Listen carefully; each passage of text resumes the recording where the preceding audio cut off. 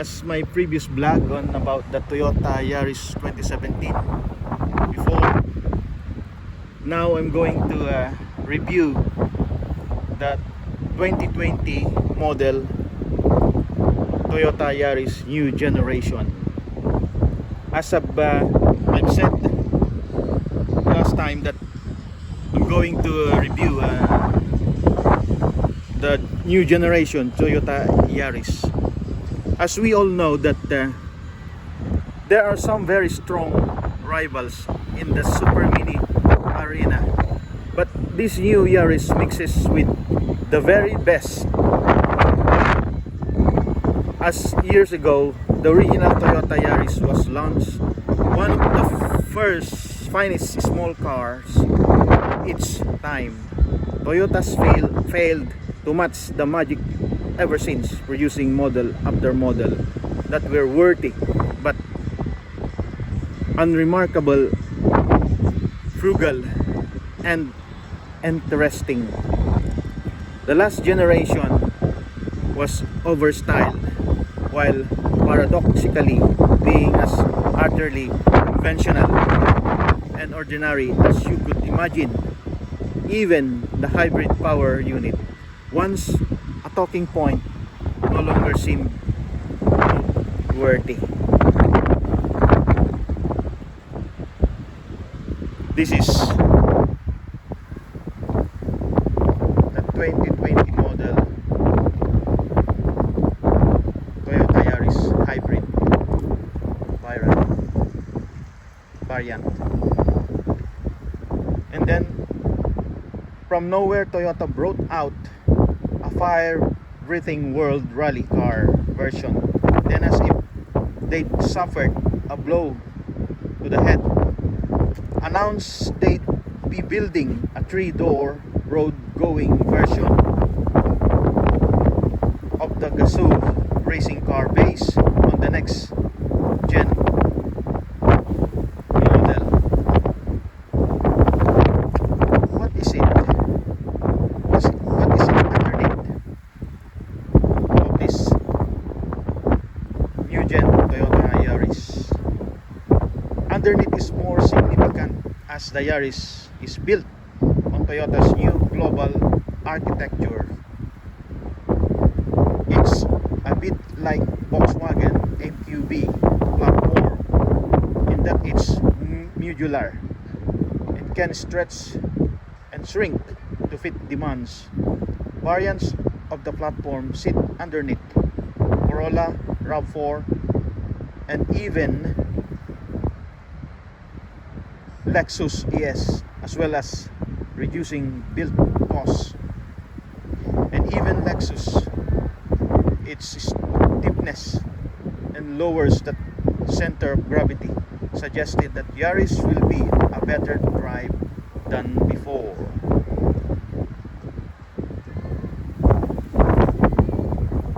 This is the whole body.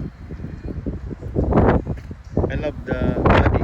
It's a small car, a lovely car. Front wheels is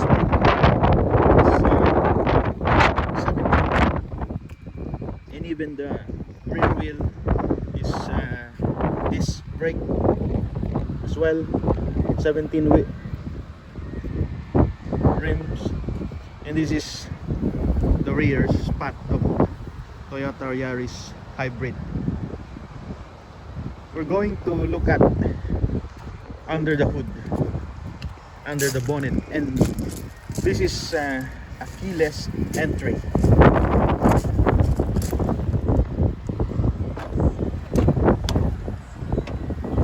Going to open the bonnet.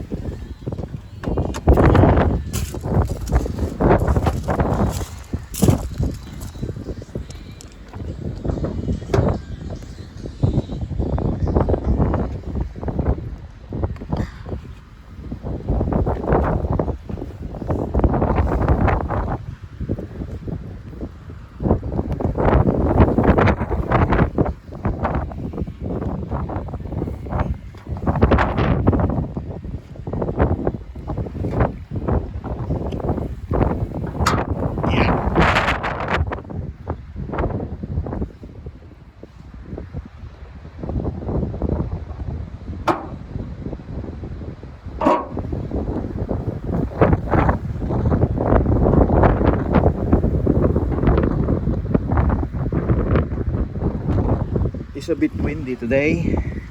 It's a bit cold and windy. This is the bonnet of under the bonnet. The size of the engine is 1.5 CVT, continuous variable transmission, and it has a 116 horsepower, and the battery, lithium battery, is on the rear, the back chair seat. So this is the hood. Going to close now.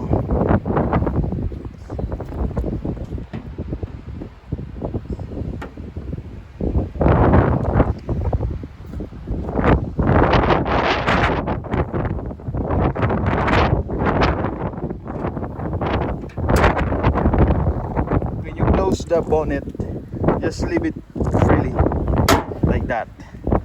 That's the proper way of closing the bonnet. We're going inside. It's a bit cold. I'll show you some features inside the car. As I said, this is equipped. It's a push start button.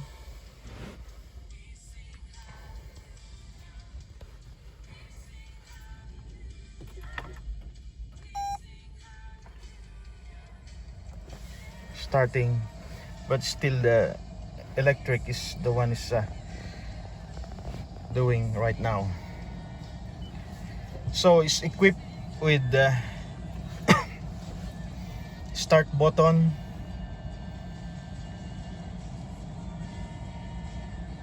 is equipped with the adaptive cruise control,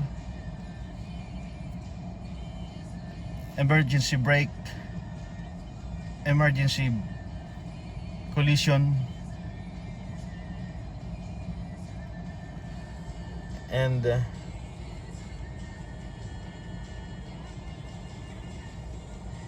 equipped with the voice command control, the instrumental cluster. Here is equipped the instrumental cluster, digital, and the infotainment is 8 inches with the Apple CarPlay and Android CarPlay.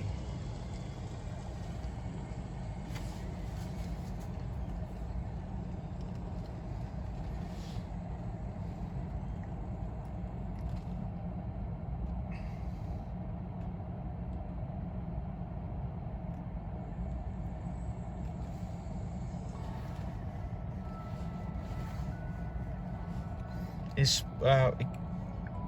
automatic. When it says EV, is battery is running. As you can see, that one you can put on full EV, but your battery is going to run out, because it's when it running, it's combine the power of engine in the power battery, like this. If I'm going to put on drive, switch on drive,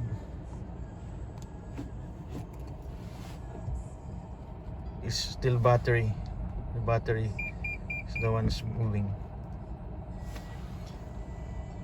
As we can see, the information here, if we're going to reverse, there's a reverse camera as well, and there's a reverse. That's the one. It's running. The engine is running now. You can see the engine is running. It's red. It's charging the battery as well. This is a self-charging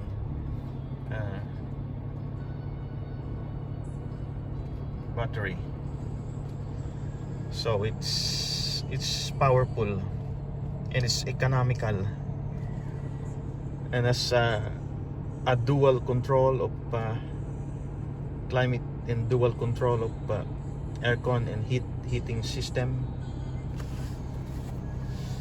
And as we can see in the instrument clusters on parking. So on such occasion, Toyota brought out a 5-rating World Rally Car version. Then, as if they suffered a blow-to-blow head announce they'd be building a 3-door road version of the Gazoo racing car based on the next generation model.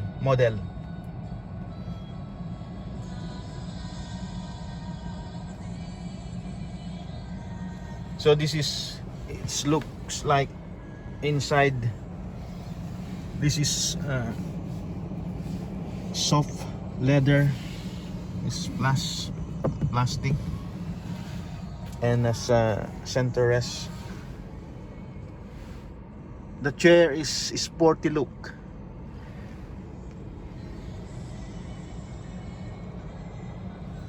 And there's an emergency call here that link to the police, fire, and everything. As if you encounter some trouble on the road, this is the thing that you can pull down, and then it will directly go to the police or fire emergency.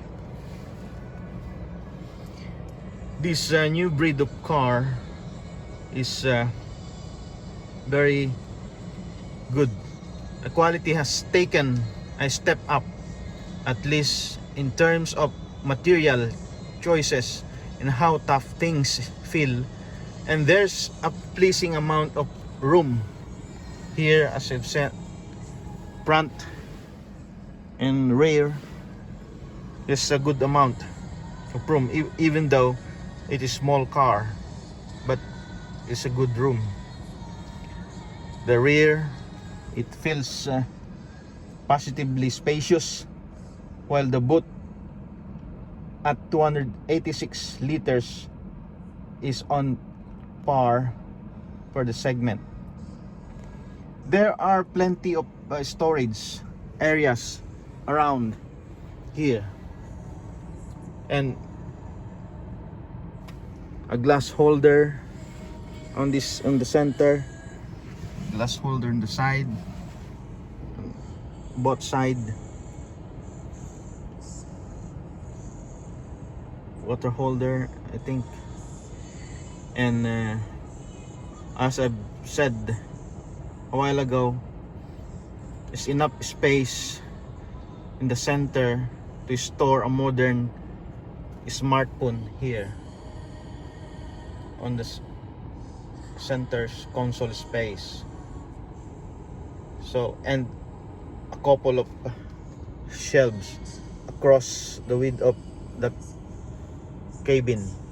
The infotainment system, as I mentioned a while ago, while not at the leading edge of either design or usability, at least does come with Android Auto and Apple CarPlay, allowing you to make use of your own system. How does it drives this car? Oh, it's so lovely and it's so comfortable. It's also economical, and officially it promises a combined economy of up to 68.9 mile per gallon. But we all know how crazy some of those figures can be. However, over a lengthy drive that looks in the motorway, country roads, and urban areas, my test car returned an impressive 65.7 mile per gallon with no effort to drive economically. That's as good as anything this side of a pure electric car, and it was no fluke. Colleagues from other titles reported 63 and 64 mile per gallon result too. How does it do that? That electric motor works far harder than you might imagine. Depends, and despite being linked to a battery that can only provide around 3 miles of range rather than relying on a stretching, that the computer system on board work out whether the Yaris should run on petrol just like that or run on just a battery. So the power electric on both, and if it's both, how much of it will it use? It's a complex system that just works on an average journey. Whatever that is, it's suggested that the engine will switch off entirely for around half of it. Anecdotally, that feels about right, although it's difficult to tell when it happens, and it's all so quiet anyway. If you want to creep away from the house in the middle of the night without walking your family or neighbor, you can switch the car to pure electric mode. EV said you can switch the car to pure electric mode, that EV, so that they cannot hear you.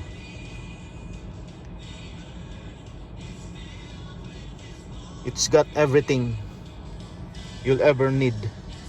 Plenty of space, stonking economy, and bucket loads of style. On the open road, the Yaris is fine, not great, not poor, just fine. The hybrid powertrain and CVT gearbox aren't exactly a recipe for entertainment, but it moves along well enough. The CVT is arguably the best yet and avoids the incessant drone you get from many rivals, but you still don't get the sharp reactions of a manual gearbox handling solid, if unremarkably. But then you don't get a Yaris to corner on the side walls of the tires unless it's you can do it by yourself. Ride quality is fine too, although it feels it could be excellent.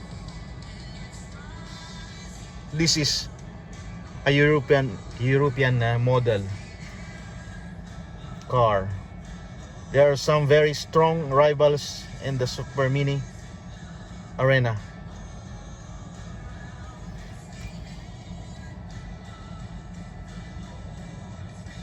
In this variant, Toyota Yaris Hybrid is XL, with which it ranges 23,000, more or less 23,000, because the price on the market, 23,000 pounds, and it's equipped on the wheels.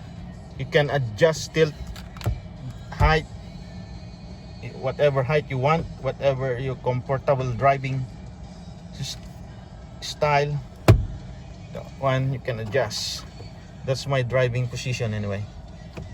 So, and all the lights, you don't need, it's all set up in auto. You don't need to touch anything. Wiper is a sensing, rain sensing wiper, automatic, and all the lights is automatic, and all the headlights and the DRL are all LED. You can press the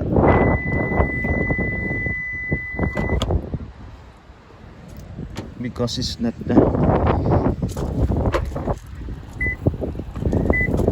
all the lights is all LED. The headlights is LED, fog lights is LED, the DRL light is LED. There's a repeater indicator light here. It's all equipped with the LEDs lights. It's you know, it's worth the price. I tell you, this is a nice car, a lovely car, and it's good. It's cold. It's cold. Okay, that's all, guys. And it has a 5-year Toyota warranty. The hazard light, the reverse light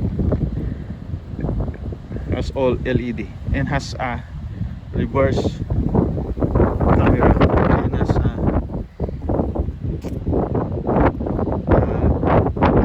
reverse parking sensor as well. This side repeater, signal lights. Is such a lovely and gorgeous car. I like it. Thank you for watching, and hope to see you soon on my next review. Thank you, and God bless.